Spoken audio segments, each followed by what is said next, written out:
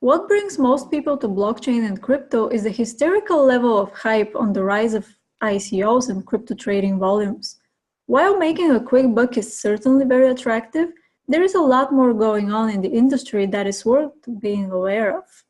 In this following conversation, we are going to push blockchain awareness beyond the hype and explore some of its countless implications in business and government. Our guest is a technology futurist, corporate and ICO advisor, public speaker, and a successful author featured as a success story by the Department of Economic Development in Dubai. Please welcome Muhammad Salman. So, hello, Muhammad. Thank you very much for being our guest today, and welcome to the Online Crypto Summit. Thank you very much for having me on the Online Crypto Summit, and I'm very delighted to be here. Sure. So can you share a bit about your background and how are you currently involved in the world of blockchain and crypto? My background is basically a learning and development. Throughout my corporate tenure of 16, 17 years, I was the head of the learning and development for different organizations. And that is basically what brought me into the world of blockchain. Last year, around the same time frame, I was exploring the implications of blockchain in my world, which is people management, HRM, learning and development. So what I found in like a quick succession, that there is a big utility of blockchain in people management and in general in the corporate world, in the enterprise world. Till then, what the perception was, and still there is a big perception of the people, that blockchain are the cryptocurrencies, the application is for the public blockchains and only for the crypto exchanges, for the trade, basically. No, it's the other way around. The biggest application is in the enterprise level. Yes, it's a peer-to-peer like a communication channel, but at the same time, exchange channel, but at the same time, that is more relevant to the enterprise world. There, the transactions happen on this every second basis, not like peer-to-peer do the transactions on like a random basis or very occasional basis. Enterprise level, yes, they require immutable data. They require all kind of features which the blockchain is bringing in. So that was my start of exploring blockchain. And I'm very happy till now I have figured out quite a bit of a strategic applications in different domains and work functions of enterprises. Great. So would you share a bit more on the enterprise application of the blockchain? And you mentioned people management and HR. Can you talk a bit about that as well? All right, so I'll start with the application of blockchain on the people management side. We have at the moment one social network for the professionals, which is called LinkedIn. When we talk about the limitations of LinkedIn, the biggest limitation is that any day, anytime, anywhere, you can change the data. Today, I'm serving in one company. The next day, I can write about the other company. The next day, I can get another degree. So it's like something which is very much like not giving a credibility for the information. And this information, since it's based on the professional data, has to be very credible, has to be very accurate, and that is missing part. When we have social network for professionals on blockchain, this thing can be covered up. It can help the recruiters, it can help the applicants as well. There will be a transparency, there will be like other benefits which currently LinkedIn and such other social media networks are not providing. So this is the benefit for the blockchain side for the people management. So basically, it will not allow you to change your history record of your previous jobs and degrees. Yes, yeah, that's one of the area. For example, other one is that if we have our degrees on blockchain, the recruiters will not be required to go and validate it through some government agency or some other like a broker, not broker, but other agents.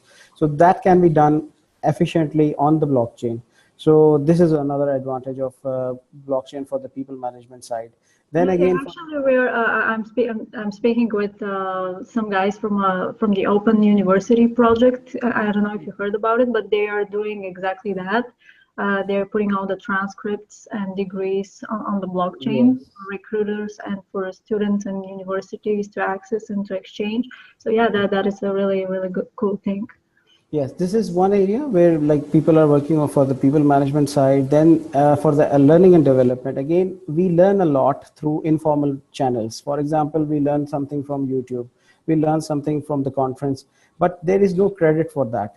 And that again, blockchain can bring in. For example, if all these learning channels are put on the blockchain, whosoever is completing that exercise or whosoever is completing that the contribution in some kind of a conference as a teamwork, something that in the project someone is doing something, so that will help the person to complete it in the way that this will be a good area for a blockchain to cover up. So that's the area. So would you share some other examples of use cases for the blockchain at the enterprise level? Yeah, these days I'm working with one company as a CRO, Chief Relationship Officer, that is the blockchain for the shipping industry. The company's name is Bitnautic, and Bitnautic is a Swiss-based company, and that is bringing in the disruptive platform for shipping industry. There are like so many loopholes in conventional or legacy technology for the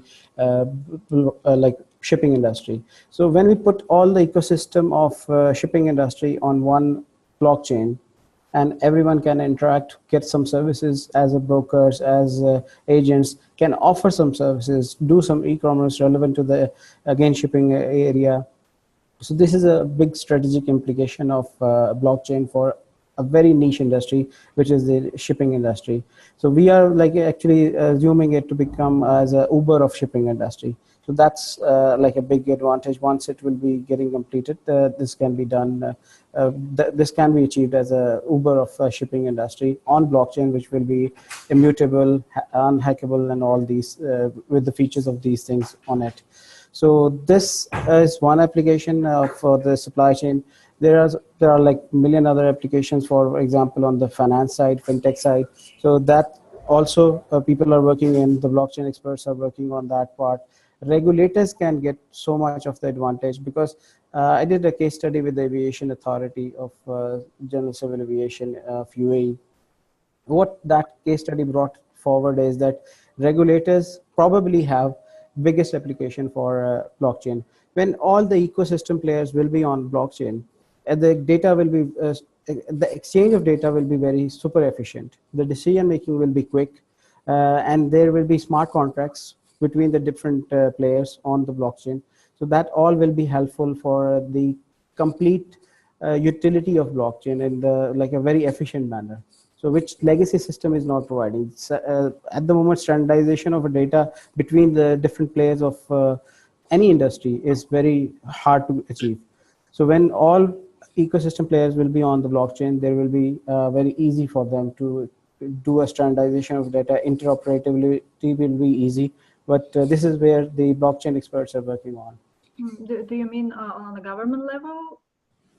Yes, it can be on a government level. It can be on, for example, non-government level. Any regulators, there are some regulators for the any specific industry sometimes. So that will be also it will be easy for them to just regulate based on the blockchain, since the exchange of information is very smooth, and all the ecosystem players are having the similar kind of a data or information or transactions when they can be on blockchain. Oh, as you're based in Dubai, could you maybe go a little bit into sharing what's going on in there and what was the Dubai approach to blockchain? I know that a lot of interesting things are going on right now. So can you talk a bit about that? Yeah, you can see the smile on my face, and when we talk about blockchain and Dubai, definitely it's the one of the best use case are soon to becoming practical in like probably next year or by next year. So a lot is happening when it comes to Dubai government goals about the blockchain. They have a very clear vision about putting all of their government transactions on a blockchain, and that they have a target to do around 2020. And currently, the the players who are like decision makers in this like implementation, they are very serious about the implementation, and every week there is like some kind of updates happening, and implementation progress has been reported to the decision makers. Okay, this is what we have already achieved. Yes, it's an immature or relatively novice technology, and lot of challenges are coming up in the implementation of blockchain in at such a scale. But yes, this is how you achieve results. You have to do something to remove the errors from the system or improve the system by implementation. It not just by doing research, R&D. So that's the best part, that Dubai is not just doing R&D, they are basically implementing it. And probably a year later, everyone, most of the other governments or the regulatory authorities will follow the Dubai's pattern. So this is like a huge inroads they are doing at the moment So in terms can you of share blockchain. a few government use cases that they will be implementing the technology? Yeah, the land records they are putting on the blockchain. That's a big thing, that by 2020, all the land records, Dubai, we all know, is a paradise for the real estate, and so much is happening in this space. And once it will be all secured on blockchain, like people can retrieve the any kind of a land record. Maybe when we are talking about 2120, like 100 years later, something will be available because of the time stamping feature of the blockchain and other features. So this is a big thing, that land records will be there. The inter-department transactions. When we talk about governments, they do so many transactions in between them, and those all will be on the blockchain. There will be efficient exchange of they are coming up with their own internal kind of intra government kind of a token or currency, not for the public but for their own, and that they will be using it for the transactions of within the departments of the government. And third, they are also bringing with the other technologies like biometric. One application they are bringing in like again coming years, probably by 2020 again it will be ready. People will just come and out of the plane when they will enter into Dubai, they will just pass through a tunnel, and that tunnel will be doing a biometric analysis of the person. They don't need to show any document like passport or any other kind of an ID. That system will do it, the ID of the person, through blockchain as a background technology, and the biometrics from the eye retina will be doing the ID management of the person. And this in within 15 seconds, once you will pass through that tunnel, you will be doing your immigration. There is no passport control department, and people will be just relaxed as they normally are walking in some area. So that's how they are using blockchain with other technologies for this revolutionary purpose. Hmm. And there are others as well. Yeah, please. So do you think the blockchain could be put into a good use for fighting corruption at the government level as well? That's a very good question. That I think, as I earlier mentioned, that regulators or the governments are could be the biggest beneficiary of blockchain. And one of the best application or use case or the benefit of the blockchain is doing the transparency, and time stamping gives you the tracking of any kind of a transaction between two or three or whatever the number of players who are interacting in the transaction. So the governments can like prevent frauds. Like for example, if we take the example of a land management, if the one land is been assigned to one person with exact measurements and all that specs which normally the land has with it, no one can now duplicate it, and no one can come up with its secondary version or something fake version. So once it is on a blockchain, no one can do the second like a copy for that. And that's where the fraud prevention can come in. Transactions again, if people have enough like reserves for their transactions, smart contracts will be like enforcing them to just do those transactions. They cannot say, okay, we have 2 million in our kitty and we can spend or we can pay off these bills. The smart contract will ensure, okay, this person has probably 1 million, and from that moment it will not allow it to do some kind of a fraud transactions and so on and so forth. So much benefit for the regulators, including of course the governments as well. if they start doing it on the for the implementation side. Yeah, that's really interesting. So what are your thoughts on the current state of the blockchain adoption globally, and what do you think we'll see till the end of the year and a few years from now? This will be like difficult to like predict that the mass level adoption of blockchain. There are some challenges for the blockchain. It has like a kind of a myth. It is always connected with the cryptocurrencies. So even a very well educated people I know, they are confusing cryptocurrencies with the blockchain. And blockchain is a technology. Cryptocurrencies is beyond technology. It's like a more than economic side of the new economic pattern, we can say, which is a distributed and a decentralized type of a thing. People mix the both, and that's where the challenge for the blockchain adoption is. There are two types of blockchains. One is the permissioned and one is non-permissioned, are the public ones. Normally people understand about the public ones, which is the bitcoins and the other cryptocurrencies. They are the public blockchains, are the non-permissioned blockchains. But when we talk about the application of blockchain at enterprise level, the other blockchain, which is the private blockchain, that has more utility, and that people need to understand. Okay, it has a different domain. It's like intranet and internet. Both, I'm not like against cryptocurrencies. Again, I always emphasize that people need to understand the value of cryptocurrencies rather than just going and doing the trading of the cryptocurrencies. Till the time we are in that mode, cryptocurrencies will also not be going to get a massive adoption. Rather, every day, like some government is coming up and putting a ban on it, which a blanket ban on it, which is again a wrong thing.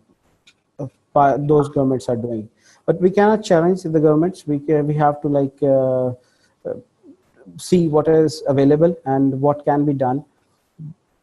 Blockchain people need to like evangelize about the fact that there is an application to the blockchain beyond trading, beyond the pluses and minuses of the numbers of against each cryptocurrencies. Till the time that is not happening, I don't see like people taking it as at a mass adaptive level. So this is the next, I think, emphasize for the. This should be the next emphasis for all of the blockchain evangelists, that they need to tell people the applications, the strategic applications of blockchain. The applications beyond the cryptocurrency itself. Beyond cryptocurrencies. And that also, if we are talking about cryptocurrencies, we need to tell people the value of the cryptocurrencies, the beyond the just trading numbers. So what Monero is doing, what Ripple is doing, or what Ripple is offering, if not doing, if we don't know what it is doing, at least we need to know what services it's a service basically. Ripple is providing a service. Bitcoin itself is providing a service, which is the exchange of the like a value, and so on and so forth. Ethereum has its own services or like value. We are not telling people that, and we are expecting that people should be like adapting the uh, cryptocurrencies. That will not happen. Yes, it will happen. There will be some kind of a hype. Hype will always go away. Once the hype will go away, the people will go back to the conventional or legacy systems.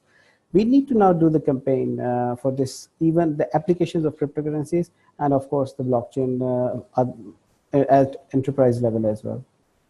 Well, some people speculate that in 10 years or less, we'll be only using cryptocurrencies as means of exchange. So you're saying that this might not be the case. Am I getting this right? Look, those are I believe it's an extreme view. People do get adapt the changes, but it's always a slow one. And blockchain and the cryptocurrencies is a very disruptive technology. It is not just a technology which is people gonna adapt. It's an economic platform. It's a new economic like shift. We are moving from the centralized economic side to the decentralized economic side, and that is where people need to be like shifting their mindset, and that will not happen easily. It will require some number of years of application, use cases, and such things. When they will be happening, then only people will move for this economic shift or mindset shift. We are not there yet. From the very beginning of our history of mankind, we always had a centralized figure, whether it's a government, whether it's some kind of elder who is taking care of the transaction or noting down the transaction between the two people, or if there is exchange of any kind of value, that is done through government, or that is done through bank, or that is done through some elderly figure. It's been happening since we began, a human race began. Now, if you think in 10 years it will go away, that's a very, very ambitious thought. I'm not against it, but it's a very, very ambitious timeline to think about that everything will be going from centralized to decentralized within 10 years or maybe even 20 years. I think both has its own value. Both complements each other. People will say, okay, it's like oil and water. No, there are some areas where intermediaries, as probably I mentioned earlier, they have the big benefit from the blockchain to do their role effectively. Can you elaborate a bit more on that when talking? What is the role of intermediaries in blockchain? Most people are actually considering them, removing them from the from the system. Yeah, that's one of the projections about the people are projecting blockchain for removing the intermediaries. But I think if we see the practical application of blockchain till now in last 2, 3, 4, 5 years, we are coming up with the new intermediaries. For example, exchanges are new intermediaries, wallets are new intermediaries. The role of intermediaries got changed, but we have got, it's no more it's not just a peer-to-peer exchange of data or exchange of transaction or value. There is an intermediary involved, and there will be more intermediaries involved. People who are against the regulations of blockchain, I doubt they will have to change their point of view. Yes, because of certain advantages that blockchain is giving to the intermediaries. I give an analogy that intermediaries are like grass and blockchain is like a grass mower. Grass will not be looking good until and unless we do its mowing through the grass mower. And the intermediaries can go wild, which we have seen in the centralized world, unless they don't get some kind of a tapping or some kind of a transparency. They always act as a very outrageous kind of a entity. Blockchain will bring the transparency in their role, and that will help them, and that will help others to trust them, because the trust machine, which is the blockchain, is beside them or with them. So people, if they see the value of intermediaries, I think they need to see it with the blockchain. Either it is like government or some kind of a bank or a regulatory authority. It has to be tied up with some kind of a blockchain application to make it more trustworthy and more like things will be far more transparent for the intermediaries itself when they will start using the blockchain applications. So what you're saying is that maybe complete decentralization is not really possible. I know I will be not considered as a pure out and out blockchain guy when I say this, but yes, as a pragmatic guy, I've been working in the corporate sector for 17 years now. I am a coach as well. I study the psychology of human beings. I work with them as well. We are not there yet. We need intermediaries to bring the trust in our life, and just bringing a technology. We are not there yet. We are not living in a machine age, or yes, we are living in an age of information, but we are not living in the age of machines yet, where we can trust the machines, where we can trust only the technology. I think the best part will be that we trust the human being who are utilizing the technology as an optimum level, or in the right manner. So we can trust both the people as well, the technology as well. So that's, I think, the way forward in my view. Sooner it will happen. And the anarchist view, which is a very leftist view, that yes, remove the intermediaries, remove the governments. I don't think that will ever happen for the human being, because we are not acquainted with that format. There are so many loopholes in that centralized government structures or centralized regulations, which I think the blockchain can help to remove those barriers, or like at least help to make us more make us trust more on our governments and our banks and our other regulatory authorities. And maybe make them more interconnected globally than they currently are. A very nice point. I see there is a future of a blockchain of blockchains. Just like internet started with connecting some intranets, I believe there will be alone some cryptocurrency blockchains or the private blockchains will not be having a future.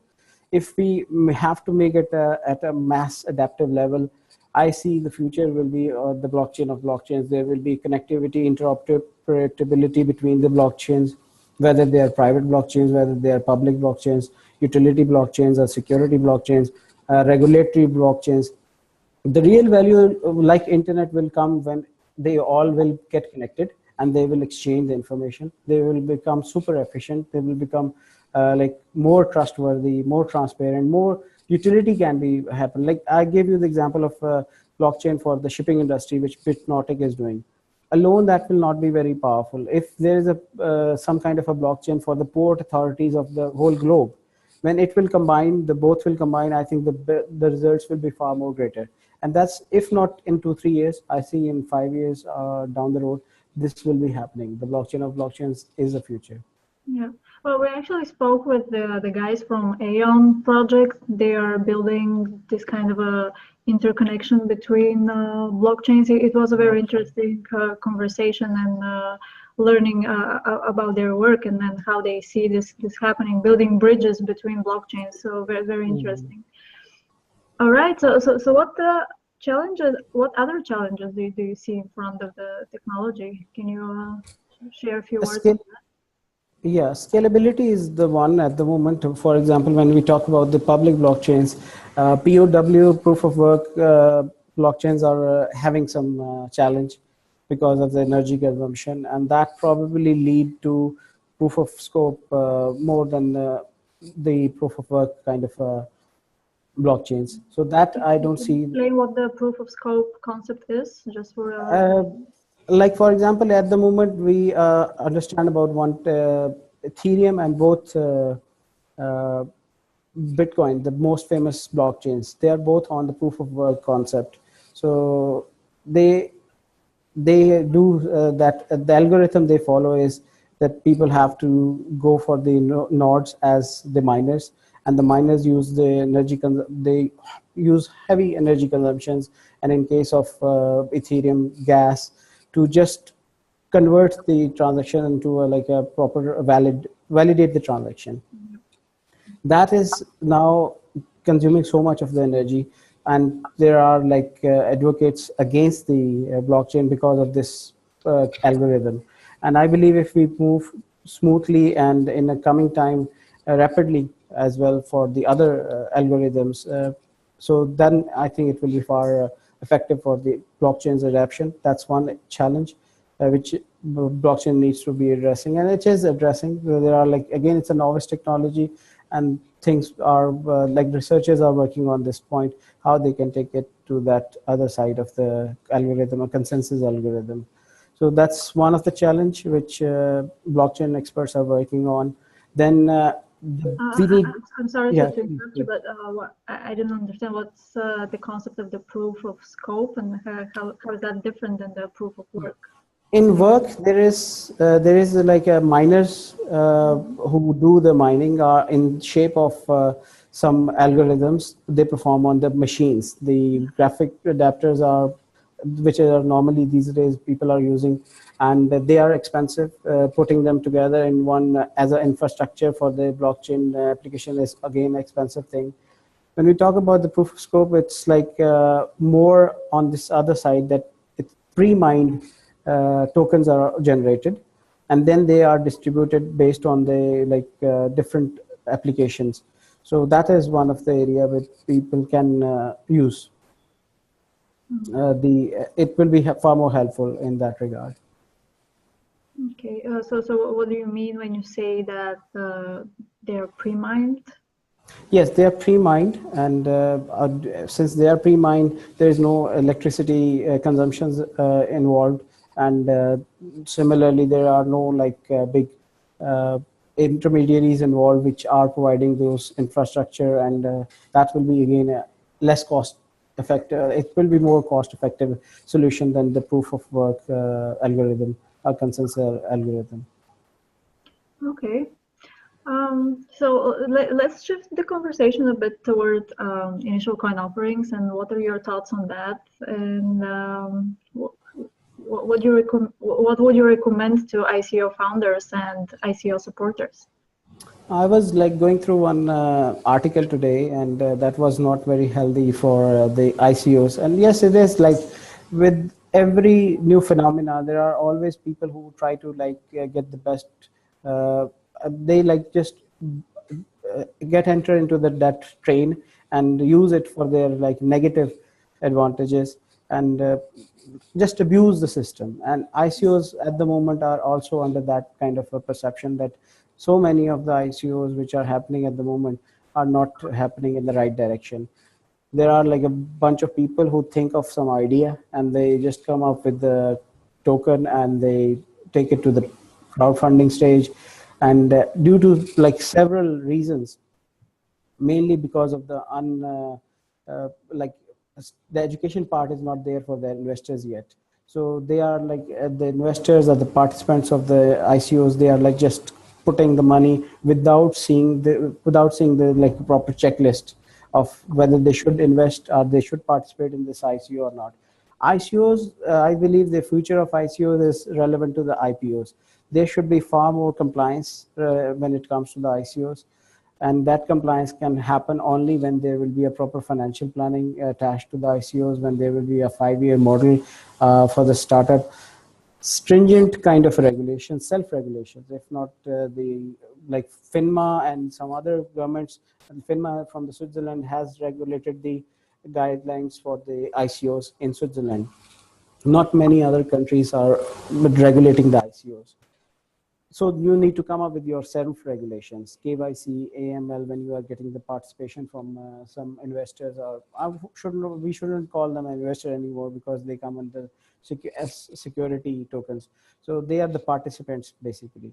So when you are bringing in the participants who are like doing some crowdfunding in your project, you need to do the KYC, AML, all these practices which should be self-regulated if there's some kind of a government regulatory authority is not monitoring it. So ICOs, the only way they can move forward is if they do self-regulation, and it's not that difficult.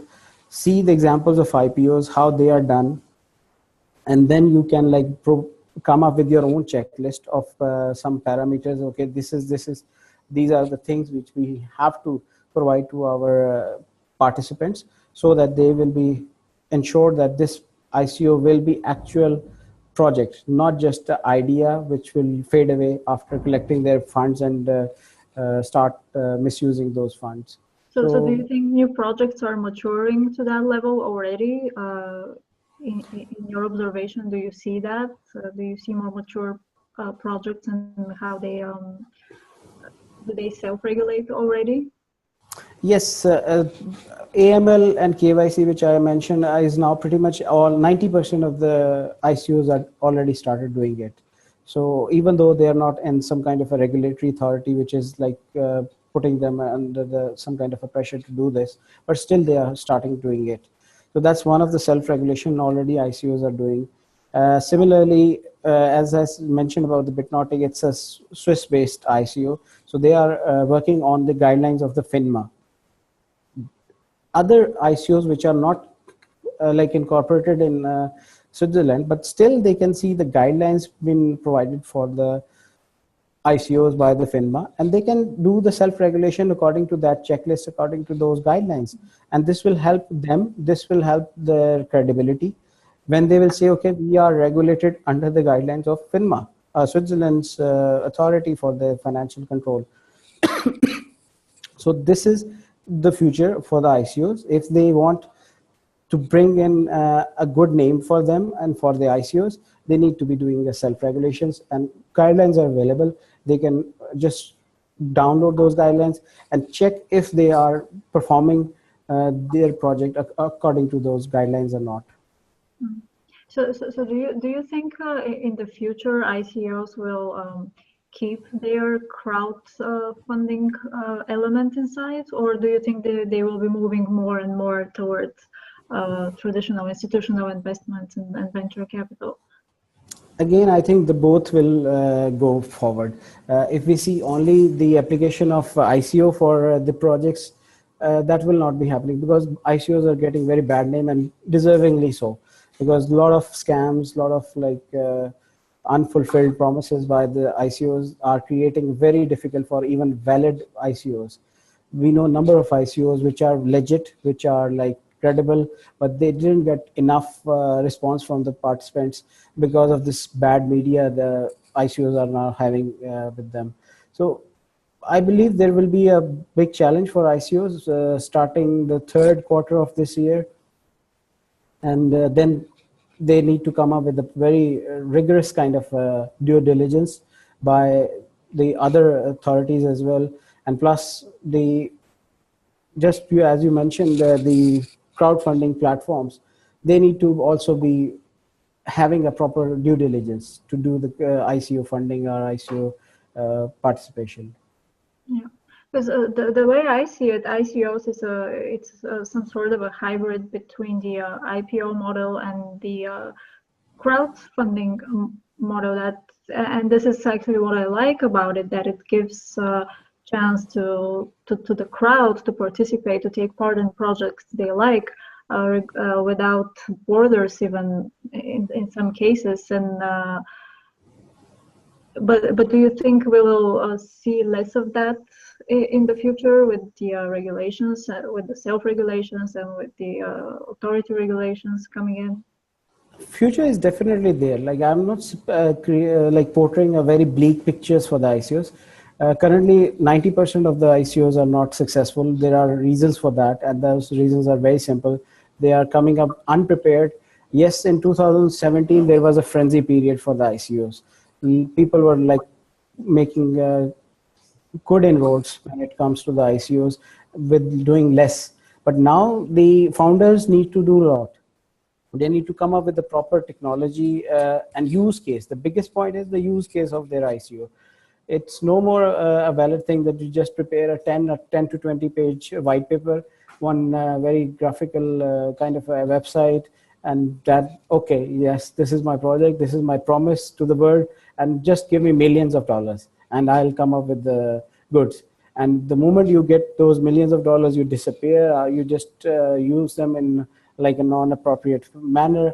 And that has caused a big challenge for the valid ICOs, legit ICOs of 2018. And things are getting tougher and tougher for them. And the participants are no more trusting them easily. But yes, this is how it always happened. The market gets mature, and the maturity will, the education brings up the maturity, the experiences bring up the maturity. And I believe there will be a future for ICOs, but if they do a self-regulations, otherwise no, nobody will trust them. All right. Well, as we're coming to a close, Muhammad, would you like to add anything else to the discussion, and anything else you would like to share with our community here? I will like reiterate a couple of points which I have mentioned in my discussion already. There's one, the value of regulations for the blockchain and the cryptocurrencies itself. If there is a future, the future is with the regulations. I'm not saying regulations like a centralized or a very stereotype of regulations. The regulations which can just accommodate the adoption of blockchain or decentralized economic system for the people. And that's one of the things which I would like to share. Second, the people who are in the blockchain and the cryptocurrencies, they need to now bring forward the value of blockchain, not just the hype of the blockchain, not just the, okay, it will change the world. How? Don't just do the promises, bring up some kind of a value. The biggest argument of the blockchain, anti-blockchain people is, where is the valid blockchain use case, which we can see and which we can like say, okay, yes, blockchain has a future, blockchain is a future, etc.